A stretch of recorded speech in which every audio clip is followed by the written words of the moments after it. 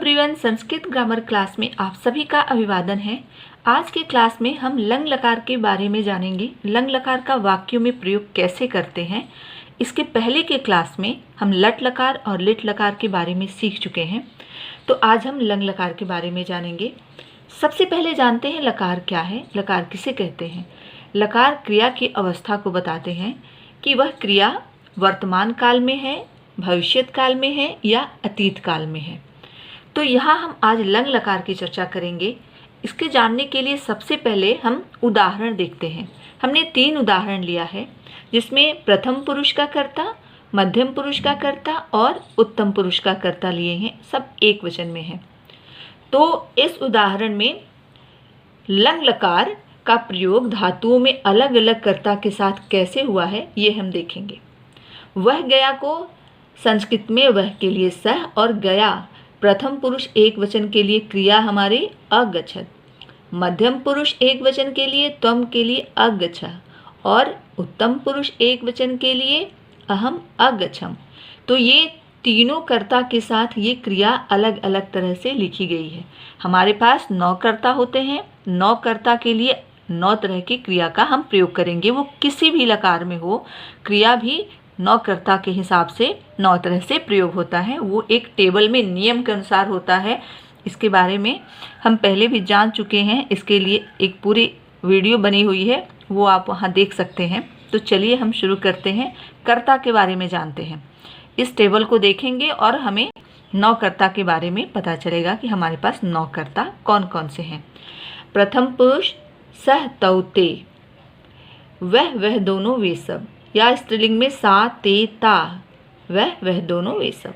मध्यम पुरुष तुम दोनों तुम सब, त्वम युवाम यूयम। और उत्तम पुरुष में अहम आवाम वयम, मैं हम दोनों हम सब। इस तरह से हमारे पास 9 कर्ता हैं। और 9 कर्ता का क्रिया के साथ कैसे प्रयोग है वो हम देखेंगे। एक टेबल देखते हैं जिसमें क्रिया लंग लकार में कैसे लिखते हैं वो हम जानेंगे। यहाँ हम उदाहरण के लिए गच्छ धातु लिए हैं। गच्छ धातु का लंग लकार का ये रूप है। तो प्रथम पुरुष में हम देख रहे हैं अगच्छत। ये बीच में अंडरलाइन जो है ये धातु है, गच्छ धातु है।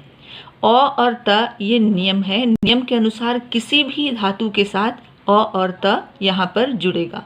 यहाँ अगर पठ धातु होता तो अपठत होता। अ और त सबके लिए बराबर हमेशा ये रहेगा। तो इस तरह से हम धातु रूप सीख सकते हैं। तो रूल क्या है, नियम क्या है। अत, अताम, अन, अह, अतम, अत, अम, आओ, आम। बीच में हमने यहाँ पे गच्छ जोड़ा है हर जगह। तो हमारा कैसे बन गया धातु रूप। प्रथम पुरुष में अगच्छत, अगच्छताम, अगच्छन।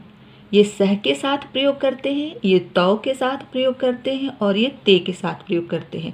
इसके अलावा थर्ड पर्सन कोई भी हो, जब मेरे तुम्हारे अलावा कोई भी तीसरा व्यक्ति है, उसके लिए अगर एक है तो अगच्छत, 2 है तो अगच्छताम और बहुत सारे हैं तो अगच्छन।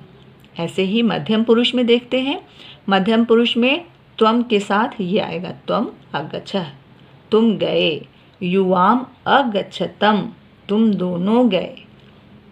यूयम अगच्छत, तुम सब गए। उत्तम पुरुष में अहम के साथ ही आएगा, अहम अगच्छन, मैं गया। आवाम अगच्छाओ, हम दोनों गए। वयम अगच्छाम, हम सब गए। तो इसका वाक्यों में प्रयोग भी हम सीखेंगे कि इसको वाक्य में प्रयोग करके कैसे ये बनता है। फिर लंग लकार का वाक्यों में प्रयोग कैसे होगा ये हम फिर से एक बार देख लेते हैं। प्रथम पुरुष के साथ सह अगच्छत, तौ अगच्छताम, ते अगच्छन। वह गया, वे दोनों गए, वे सब गए। मध्यम पुरुष के साथ त्वम अगच्छत, तुम गए। युवाम अगच्छतम, तुम दोनों गए। यूयम अगच्छत, तुम सब गए।